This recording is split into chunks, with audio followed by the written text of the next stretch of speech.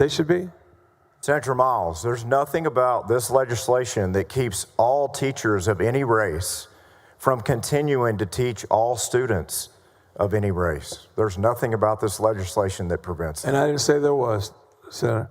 I'm asking you, should we not? I misunderstood your last 10 minutes then. I'm thinking that you're saying that something about this bill keeps teachers from being able to teach students that are of similar cultures or race in these classrooms, and this bill doesn't change that.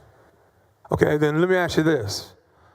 Isn't this bill about keeping our kids safe and included? This bill is about keeping our kids safe and included. Is that correct?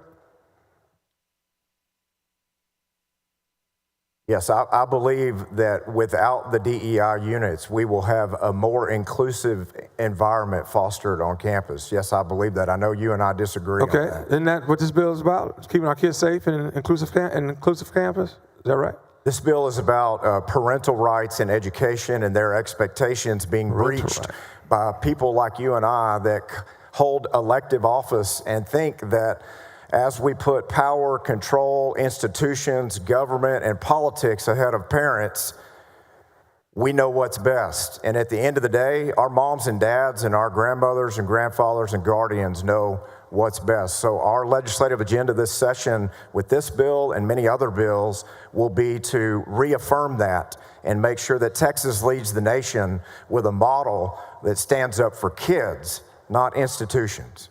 Okay, well, I'm going to let you and Senator West debate that particular area of this bill, because I think this bill has some other meaning in it as well. But let's move on. I'm going to also let you know that I fear that students' achievements will be affected by this bill, Senator Creighton. When a child does not feel safe or expect in their schools that they can learn to their highest learning potential. If we start seeing a widening achievement gaps along minority lines and underserved students with this bill after removal of DEI, what's the state of Texas plan to do after that, Senator Creighton? With this bill, when we start to see a widening gap of achievement and for underserved students, what's the state of Texas going to do after that? Do we have a plan? Yeah, this bill will... Do we have a plan? This bill will absolutely Do we have a plan, Senator Creighton?